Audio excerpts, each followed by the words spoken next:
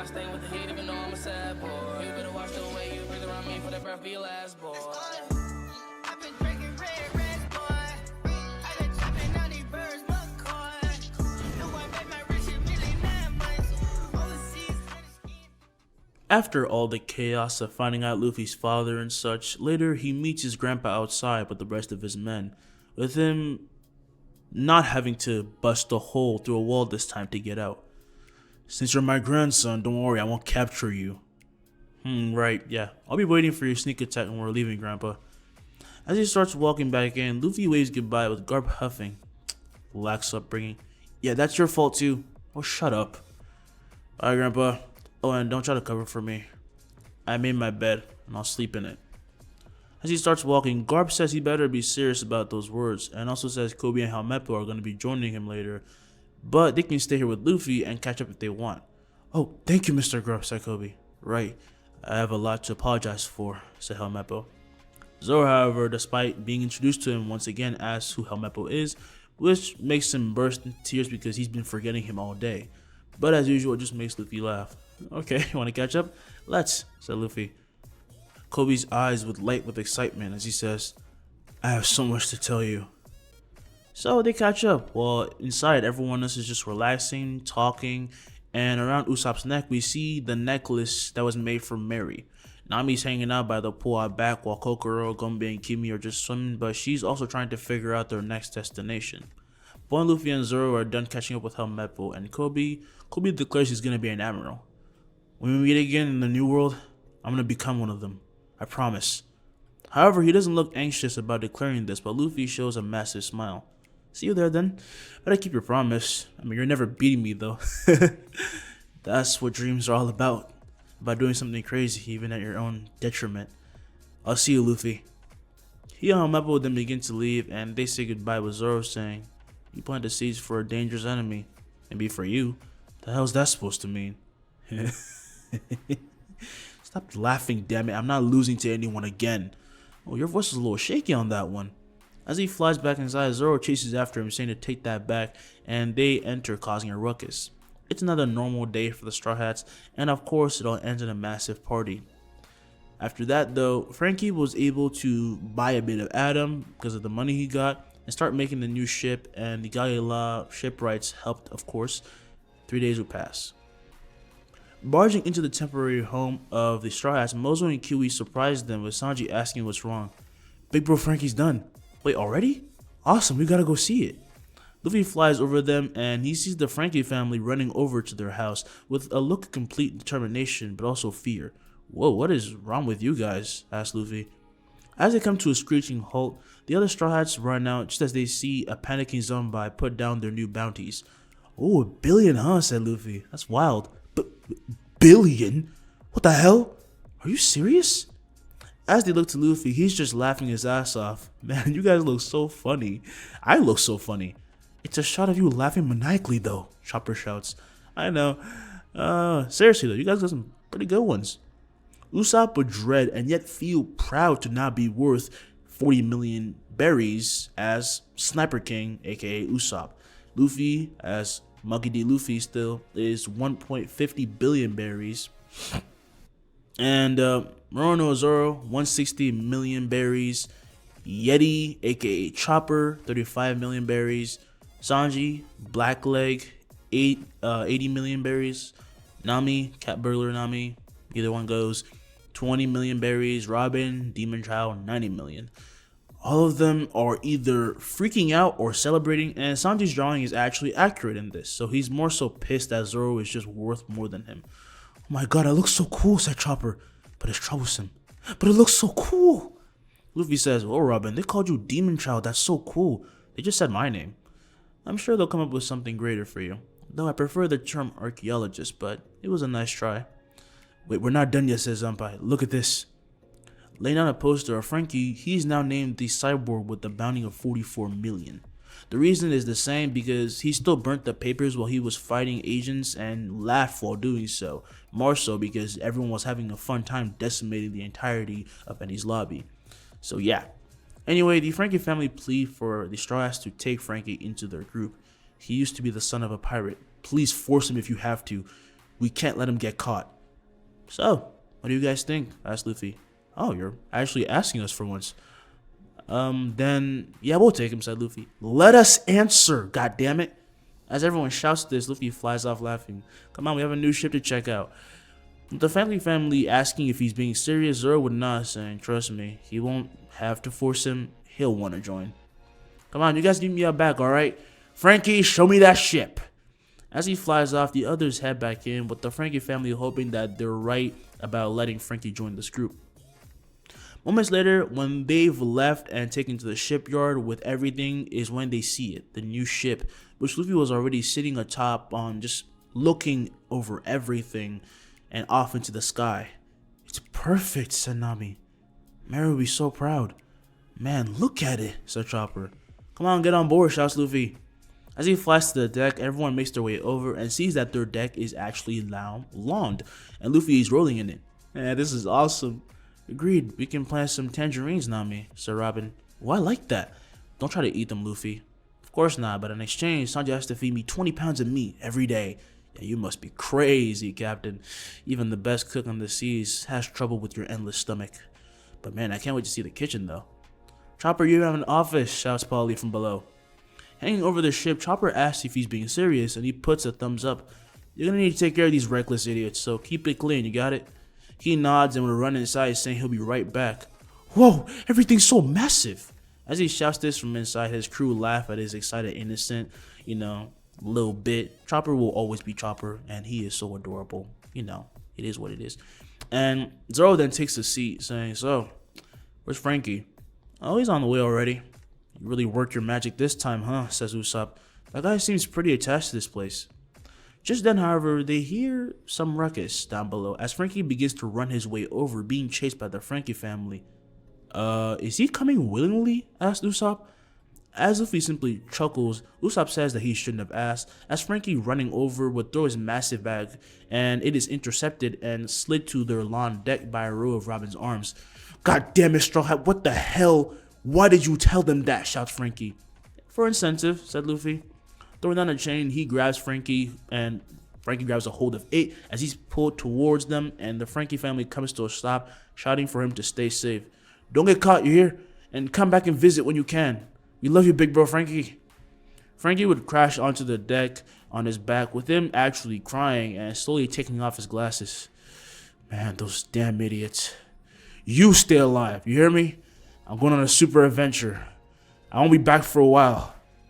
They could hear the emotion in their boss's voice and didn't even need to reply, only trying to hold back their tears as a form of respect because they don't want to hold him back. Luffy then flies into the air, summoning his stone tablet. Also, call me Luffy now. I'm your captain after all. Stations!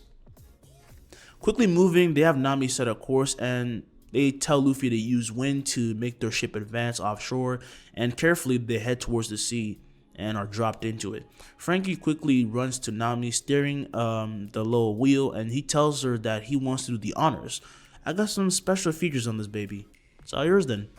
She gives him the wheel and runs down, with Franky shouting for everyone to hold on to something when Usopp steps to stop, saying that the Marines were actually coming for them. Grandpa, are you serious right now? Shouts Luffy. As he shouts, we zoom in on the old man, who takes off his coat, with Luffy flying towards him as Garp grabs one of his massive personal cannonballs while also talking through a speaker. A lot of things happen, so I decided to have a little bit of fun with your grandson. As he coats his arm in haki, the monstrous hero throws the massive cannonball, with Luffy cocking back his fist and meeting it head on. Now I'm going to explain a little thing about Luffy's physical stats, which are not little at all. There is a reason he prefers to use weapons more than his body, even though he can use his body. One, it's fun, and due to his powers, he has effective full mastery of all weapons in his gate, as he has told Zoro before. So there's a variety to go with here. He likes to fight with spontaneity. He's the kind of person who always wants something like that. That's also why he hates Garp sometimes, because he's a complete dickhead, but because you're always so damn simple. With these words, he clashes and cracks the massive cannonball, much to the shock of all those present, including Garp's men. He really is your grandson. Are you two even human? I'm nothing like that bastard, said Luffy. You want to have a go, Grandpa? Let's go. but I'll be blowing your ship to smithereens. Hope you don't mind.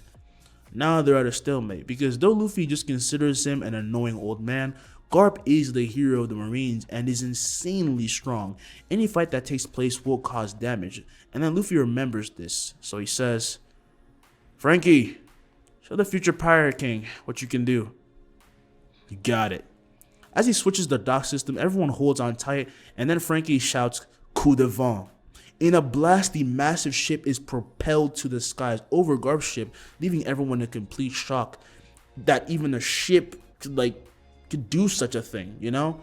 And Luffy proceeds to fly past them and chasing the ship. When he looks back, seeing Garp simply looking and not attacking. Next time I meet Luffy, I ain't holding back. Yeah, I wouldn't have it any other way. It's like you ever have before. Stay safe, Grandpa. With these last words, he blasts off while the Strides hold on for dear life, but they've seen so many situations like this that at this point they're just laughing, even if they're freaking out at what just happened. But news of the defeat of the world government just took to spreading everywhere, where each crew member lived, and as a matter of fact, we go to Alabasta, where Vivi is told in her room by Cobra, Chalka, and Igaram of the bounties, and is shown Luffy's. Oh wow, he did not hold back. Isn't that right, Kuro? How are you so nonchalant about this? Asked Cobra. Look, they're my friends. Anything that comes along, I'm sure they can handle it. Also, it's Luffy. I don't think it's gonna mean much, right? You know what? You're not wrong. It's just a billion. I mean, makes him an emperor damn near, but he's not gonna care at all, is he? The Strides now with the new ship that they have named Sunny, to be more accurate, the 1000 Sunny, would get to explore and chill a little bit. Running into the lounging area, Usopp and Luffy are fooling around, looking at everything they can, and see Franky and Robin chatting as she's being served tea by Sanji. Whoa, an aquarium too, shouts Usopp. What did we ever do without you? Hey, you took pretty good care of the ship, brother. Don't down yourself. I got a bunch of other stuff to show y'all. This is not even half of it. Oh, speaking of, I got a favor to ask of you, said Luffy. As he summons a massive gate, Luffy would stick his hand through it and then pull out dramatically a golden spear. Ta-da! Sorry for the theatrics. Catch, I just wanted you to tell me what you think. As he catches the spear, Franky then asks what it is, and Luffy says it's an item bonded to a devil fruit. This is a bit crazy, but at this point it's Luffy, and it could have been more crazy, so instead Sanji just asks what devil fruit was bonded with. But wait, how is that even possible actually? You gotta explain that to me. Well, Haki essentially uses your willpower against people, right? So, devil fruits are just a manifestation of one's will and dreams. Personally, I like to think that Enel, for example, his lightning was manifested by the worshipping of a deity, an almighty lord that would protect its people. They also alter your personalities, embed themselves into you, they become a part of you. That's my theory at least. One moment you're a goofball and the next you're just insanely smart, said Franky. Still, I don't know what this is though. Right, my bad. That's from the Guru no Mi, the power of the fallen false god Enel. Now that shocks them, and Robin said, but you obliterated him. Yeah, so I got the right to the spoils. My noble phantasm, Babylon, lets me collect treasures. His everfruit was reborn in my gate and made that. Now you can control lightning with it. Nami's gonna love this thing. I'm holding it off for a bit though. It can also change shape to whatever you want. I have an idea of what you're trying to do here, but I don't know who this false god guy is. Do love this thing though, said Franky. Also, what the hell's Haki? You'll learn that later, said Sanji. On the side of it, there's this weird mechanism Usopp mentioned. That's why I gave it to Franky, said Luffy. You can do whatever you want with it, and then we'll see how well it does. Yes, Captain, I'm gonna soup this thing up. I'll give you yours later. It's kind of the same deal, honestly. And so the day goes on, but eventually they make their way out of the area of Water 7 and they find a barrel on the seas. They bring it on board and then it fires this massive flare to the sky. Is someone trying to attack us? Asked Chopper. That was a flare, right? Are we being alerted? As he strokes his chin, Luffy then laughs, asking, Nami, check your map real quick. I think I might know where we're heading. As she nods, running inside, she brings it back outside and then lays it out on the ground, approximating their location and making it clear to their captain. Someone is coming for us. That signal was a trap. We are definitely nearing the Florian Triangle. Don't like the sound of that. What is a Florian Triangle? As lightning strikes, Nami would just feel a shiver down her spine, and she can instantly tell that a storm is coming along, and she calls for everyone to get to their stations. But as they reach the storm and pass it, they reach the true graveyard of the Grand Line, the place that ships and pirates truly went to die, a land of fog and darkness damn near inescapable. This is why people call it the Pirate Graveyard, said Luffy. This is so fun. I wonder if we'll see yokai. As he flies looking around, Usopp shouts that he should not be so lax about this. God, it's like my worst nightmare has come true. Just then, Luffy grows a wide smile, flying forward, saying that something, well, specifically someone, is coming their way. Yo-ho-ho, yo-ho-ho, yo-ho-ho, yo-ho-ho, yo-ho-ho, yo-ho-ho, yo-ho-ho, yo-ho-ho. Gather up all of the crew, it's time to ship up Banks' brew. As Brook would sing, he finds someone joining into his shanty, this being a flying man who glides down saying, "Oh, don't stop on my account." As he lands, Brook and Luffy just stand and look at each other, with Luffy laughing while the Straw Hats are towered over by a massive ghost ship that the skeleton lives on. Did you guys hear singing? Asked Chopper. Just then, as the ship gets closer, however, both Zoro and Sanji as well as Usopp feel their spirit telling them that the person on board isn't dangerous, which is then reinforced by Luffy being seen dancing with this person while they just keep shouting and, keep having fun. Yo, it's been so long since I had company. Any company, actually. Glad to be of use. Hey guys, say hello to our new crew member. Isn't he awesome? He's all bones. That's correct. Moments later, he's on the ship, and Brook would be stuffing himself with tons of food as Sanji brought even more to him at that moment, and he says, "You don't even have a stomach or taste buds. How are you eating that? How are you tasting that? It's just that good. Thank you, sir. Your cooking must be something that has reached even the lands of gods. The undead is tasting it." Huh. Now don't try to butter me up. But welcome to the crew. How did you even end up like this? Asked Nami. Actually, before that, may I see your panties? Hell no. She punches him across the face, obviously getting pissed off because this callousness matches that of Sanji, and Sanji gets mad as well, but it's okay when he does it, because he's Sanji. Anyway, soon Brook stops playing around and explains his circumstances, which makes a lot of sense. Good, so you're not a ghost, said Usopp. I was about to bust up some garlic and just hit you in the face. Wrong genre, said Brook, but heavens no, I get teary at the thought of a spirit. Pulling out a mirror, however, Nami asks if he's even seen himself lately, with Luffy and Chopper popping their head into the frame of the mirror, and Brook would scream along with Chopper, and Luffy would then begins to laugh. Why are you screaming? You don't even have a reflection, shouts Chopper.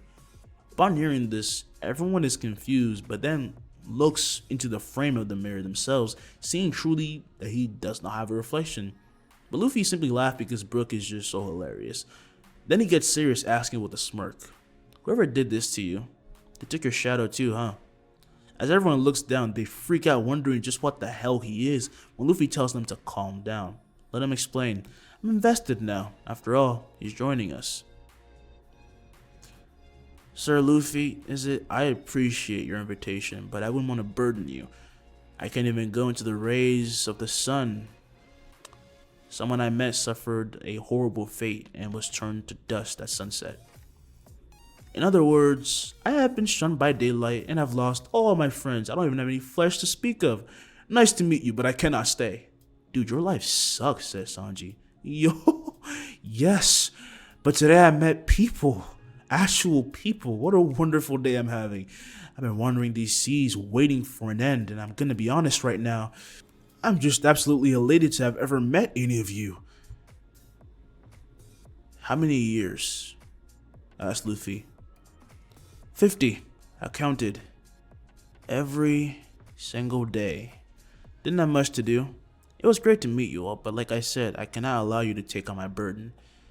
Especially you, Sir Luffy. Nah. Nah?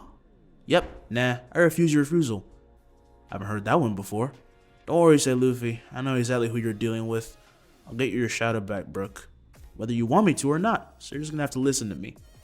The gallant remarks and declaration of their captain makes the Straw Hats quickly understand he will not give up on this man, with Robin saying, just give up. Once he says he'll do it, You truly cannot stop him.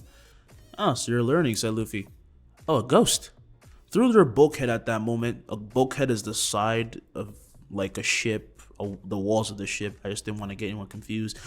As the spirit walk makes their way through the bulkhead at that moment, it freaks them all out while Luffy just flies out the top of the deck, finding a massive island before them, and his crewmates would then join him upstairs, being left confused as to how this is here at all. We didn't move, said Nami. Wait, did we? We did not, said Brook. This is the ghost island that travels the seas. Thriller bark. Nami, however, says their lockpost isn't detecting anything, at which point Luffy hypothesizes it's not an island. It's a ship. Look closer. You're right, said Franky. Okay, whoever did this has got some serious skills. That flare, that's what it was for. It was an invitation, said Luffy. These guys are pursuers. I am guessing whoever's on there has your shadow, right? Brook would grip the rails of the Thousand Sunny as he doesn't even need to answer for them to understand this is indeed true. And he's then picked up by Luffy, who begins to fly towards this ghost ship. Let's go get your shadow back. You truly just do as you please, said Brook. I mean, you are a pirate after all. I should have expected this. Yeah, people say I don't act like one. Don't know what that's supposed to mean, but I'm a pirate through and through. Hey guys, meet me at the big castle. And Zoro? As his first mate looks forward, Luffy asks, I sense someone pretty strong there, so show me how much better you gotten. Thought you never asked, said a completely serious Zoro. For once, he's not smiling because this is actually serious. He's been waiting to finally show himself as the first mate for once in a while because they've been meeting crazy enemies he has to keep up. And so they split up once again like they usually do, with Luffy soon landing in a cemetery, and as he lands, he and Brook would head for a castle up ahead. By them, past these bizarre creatures who just walk by, leaving Luffy in awe of such an island even being possible.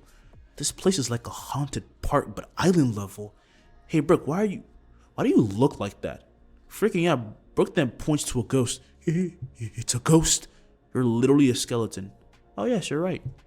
Just then, however, that ghost phases through him, and Luffy watches as he falls on all fours. That's right, I'm merely a walking skeleton. I wanna die. The hell? Devil fruit, huh? 3 more ghosts then appear on the scene and would head towards Luffy, but with the glare he blows them away and the ground begins to tear from the mere pressure of this. And that tear then releases these zombies that explode from around the terrain and quickly rush at them. And Luffy with a smile takes out his staff. Hey Brook, do me a favor and show me some of your skills. As the zombies attack, a pile is then driven onto the both of these 2 pirates, and they begin to gnaw at their flesh when in a blast of ice and pure striking power, they are blown away by Brook. And Luffy, as the skeleton receives his blade into his cane, says, Whoa, you're a fencer. Awesome.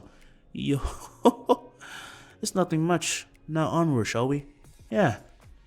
As they begin to leave, Luffy will put away the staff. He didn't even get to use it anyway, so why have it out? And Brook is about to inquire about his abilities as well when a certain voice tells him to stop, begging them for help. Quickly they turn, seeing another zombie holding a lantern. Or maybe he was just a scarred old man. No, I am not a zombie, said the old man. Thanks. You really messed up though, sir, said Luffy. As he approaches the man, the captain helps him walk forward, and he comes along with them, as Brook would take notice of how, despite calling himself a pirate, Luffy cares too much about doing the right thing, and honestly, he wouldn't mind going under someone like that. That is if we can finish this once and for all though, he thought. The old man, as they approach the castle, would then beg Luffy once more and his friends to defeat Moria. The new people on the island, you know them, right? Yeah, they're my crew. Moria, is it? I think we can make that happen. Right, Brook? Yes, just leave it to us. It's been quite a while, Sir Spoil. Oh, you guys know each other? We're all victims of Gecko Moria's wrongdoings. We tried to stick together the best we could. But if you truly could do... It's not an if, sir. It's just a matter of when. Just leave the rest to me. I might even heal your body back to your prime. There's something about the way Luffy talks that makes the old man truly believe that he may be able to finish this, and he laughs. I have missed taking long walks in the sun. Alright then. Okay guys, you made it. The old man would then turn to find his crew, and dragging along with them, they would have Absalon, with Sanji throwing him into a tree. Oh, I'm fired up now. Yeah, I'm not going to ask about what that's about, says Luffy, but let's just do what we always do and cause chaos. Their gaze is focused as we then cut to Gecko Moria. He wakes up in his room having felt a residue of something he felt a long time ago. It reminds me of Kaido. In his room at that moment, then run some minion zombies. Master Moria, it's urgent. It's Straw Hat Luffy. He's on the island. And they're heading straight for the castle. All of his entire crew. As he sits up, Gecko Moria would then shake his room with the one step as he steps over the zombies, almost killing them as they quickly move out of the way. And he sees Perona. My ghosts were destroyed. That's never happened before. Of course you're surprised. It's hockey, damn it. I actually feel excited for once. Gather everybody. We then cut back to the Straw Hats as they bust down the doors of the castle and are met by live furniture. And though they laugh, attacking, Chopper would then ready his gun near. He's fighting quite seriously. Franky with this new weapon is going crazy.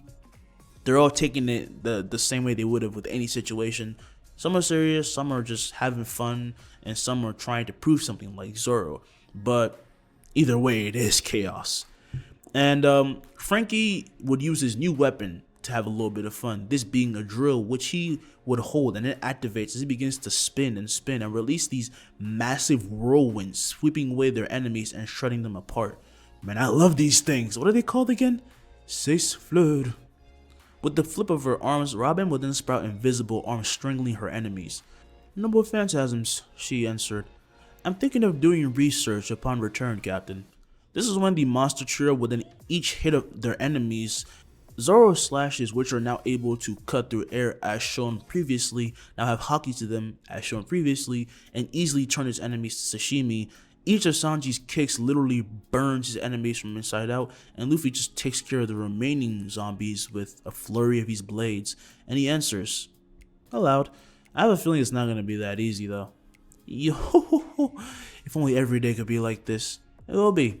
See you guys back somewhere when everything's breaking to pieces at Luffy as he flies off, and Usopp takes out K-Bolg and readies it, and now with this massive sling he says, yeah, that's usually how these things work out, huh? Naturally, they split up back into the castle, making teams at random, and Usopp goes with Chopper and Nami. Zoro goes alone as the Sanji, while Franky would go with the newbies who have joined as of late like him, and they just cause chaos. I mean, they're chaos incarnate. Luffy, of course, goes to the great source of hockey around and enters a room when a flurry of shadow bats block his vision, only to be blown away by a massive shadow claw as it tears through the floor, but is then blocked by a golden disc from Luffy, who stays suspended with a smile. Cowardly, Gecko Moria. The rubble in his sight would clear as the dust begins to fade away, revealing the warlord. Don't call me so casually, you brat. I don't care how much you're worth. Bounties are just that. Bounties. True, but in my case. As he rises further into the sky, Gecko Moria's anger would swell, with Luffy's smile growing like even more cocky. I don't know how to describe how much this man has inherited from Gilgamesh, but goddamn, he loves pissing off people. He creates in an instant 100 gates that surround the warlord from all sides. Huh? That bounty means nothing to me, but it's nowhere near enough to actually describe me. As he's fired upon, the warlord releases black boxes that begin to expand and combine to protect him, only to be pierced as he's stabbed in the neck. First off, he's attacked and attacked over and over as these blades with the attribute of light instantly disperse everything, leaving him open to a strike from Susagna. If I've been messing up the name of that item, it's actually Susagna, not Sulagna. I just do that by habit. He tries to block the massive flaming blade, but is then thrown out of his own castle and blasted through the walls as he begins to freefall, bleeding and feeling his own flesh literally searing. You little bastard! As he falls, Luffy would fly out of the hole he made, chasing after him as he swings, activating a gate which then throws out his Nyobo. The staff would extend to the size of a skyscraper, slamming Gecko Moria to the floor with such strength that it releases a massive explosion that can be felt through the forest and obviously through the entirety of the castle. His eyes are left blank until he regains consciousness, and while gargling blood, he explodes with rage and he opens his mouth wide. Luffy sees shadows gathering into Gecko Moria, who then grows in strength, grabbing and throwing the staff back at his opponent, who unsummons it and turns it to fine golden dust. At that moment, Rising from his small defeat, Moria rises now gigantic and a huge ball of anger and shadows. You think this is a game, don't you? Playing pirate, wandering around the seas with your little crew? I'm gonna knock some goddamn sense into you, bastard. Find out what happens when you mess with my kingdom. Bursting out of the castle at this point, a massive horned zombie would swing. It is a giant, this is Oars, and it swings forward, as does Moria, with them clashing fists to squish Straw Hat like a bug. As Moria begins to laugh, however, he feels a nudge. I see.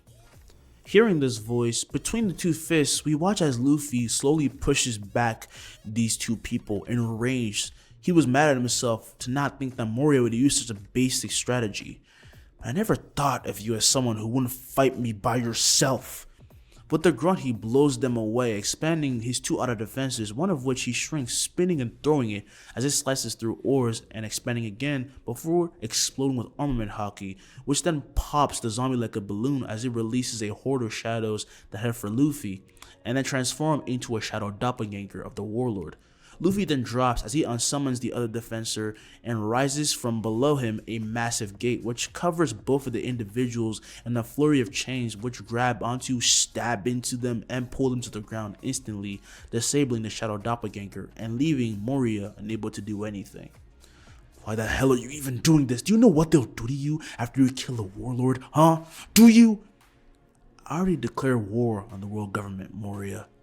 Noticing this change in his tone, the warlord gets scared just as he's yanked down to see Luffy's face up close, and he smirks. I'm hoping to try something. You're insane. Yeah, I've been called that before. You see, Moria, there's a reason I'm gonna make it as far and even further than I already have, and go even further. I'm strong. Unreasonably strong. I swear I'll be waiting for you in hell. It'll be a fun trip, I'm sure, but before I'm gonna become the king of the pirates, I'm gonna tell you one thing. You should have never messed with Brook. Do you know just how much he's been through? All those years alone, suffering for years, 50 years. Someone that kind was able to treat a complete stranger with compassion, and you made that man's life a living hell. That is the reason I'm killing you. Screw the world government. Unknowingly with his rage, Luffy had exerted the power of the Conqueror so much that it left the warlord bleeding as he foamed at the mouth, actually near death by this point. You still have that bad habit, it seems. Luffy then turns, his bloodlust just disappears. What are you? You? Bartholomew Kuma makes his way forward amongst the rubble with the Bible in hand. It's been quite a while, Luffy. Uncle Kuma? Uncle Kuma! Rushing at him like a child, he hugs him in the face with a jump. I missed you so much, you giant teddy bear. Showing a smile, the warlord then remarks he figured Luffy would be much more mature. Screw that, who's got time for that when family's around? I haven't seen you in so long, what are you doing here? He floats off of him as Kuma stays quiet before saying, just some business. Huh? Your emotions, there. Don't search any further, Luffy, trust me. Not yet. He walks towards Moria, and with a tap, he squashes the pirate, flattening him to the floor and releasing a massive shockwave, landing the ending blow. You just have to trust me. Of course I trust you, but you know I hate vague stuff. I mean, I literally exist to just say fuck off to that stuff, but I'll just figure it out. Sounds way too interesting in the past anyway. He hasn't changed a bit, thought Kuma. Well, apart from that thing. He then looks to the ruins that were once Moria's home, in which the Straw Hats were still fighting. But because they're just not strong enough, they have dedicated themselves to handle threats such as these with ease, meaning that they are not trying to let Luffy come in. They're like letting him know with their hockey alone that he just needs to hang out there and wait for them, because that's what it takes to be a part of the Pirate King's crew, or just being a part of Luffy's crew for that matter, because Luffy's crazy. The first to finish their battle, ironically enough, is Usopp as he runs and he heads for the obvious noise until he then hang over the edge of a destroyed garden, this being the Garden of Perona. Just then he spots Luffy talking with Kuma and sitting down. Luffy? Huh? Oh, Usopp! This is my Uncle Kuma. Come say hi. Hell no, I'm not superhuman. I'll die from this height. Oh yeah, my bad. He then brings out his discs and he lines them up as platforms that the sniper would use to slide down and land. So you're Luffy's uncle. Is everyone in your family terrifying? Of course in a good way, sir. Oh, don't be so courteous. After all, I was sent here to kill your captain. Wait, what? Of course I'm not gonna do that. I'd be sent to my grave otherwise. You're so mean, I'd never do that. Yeah, never. Why did you contemplate the thought, damn it? I see you indeed have a loyal recruit by your side, Sarkuma. Take good care of him. As clever as he is, Luffy is still Luffy. I'm sure someone has told you this before. As he thinks of Ace, Usopp says, yeah, it seems that everyone in Luffy's family knows he just causes trouble everywhere he goes. And as he begins to walk off, he turns facing them. And Luffy, the burden of a captain holds more weight than you know. Don't underestimate the seas. Of course not. Just then Kuma taps himself and disappears, leaving behind a shockwave. He's nice, said Usopp. Yeah, isn't he the best? Oh, do we have Brook's shadow back yet? Or just then, an explosion of shadows released from the dead carcass of Moria, filling the skies and reaching all of those on ships and reaching out to, people past the Florian Triangle. Those affected by Moria's power long ago who couldn't even feel the touch of the sun, whether they be Marines, pirates, or normal people, regained their shadows, and of course, Brook does as well. Yo, my shadow's back. It's back, thank God. This calls for a celebration, don't you think? Oh, for sure, said Franky. I can just whip up a good old party house in a jiffy. Will Brook learn of Laboon? What are Kuma's plans after this? Find out in the next part of One Piece. Sorry it took so long to get this out, but I hope you enjoyed it, and you'll see why it took so long. See you around. Peace.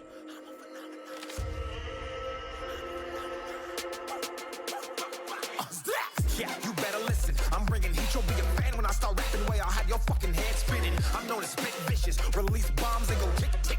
Boom, you blow me that head missing. I'm a phenomenon. Stacking cheese like it's Parmesan. 8 different flows, call me Octomom. I'm moving fast like the Autobahn, and I'm independent, so I'm not your fucking starving like it's Ramadan.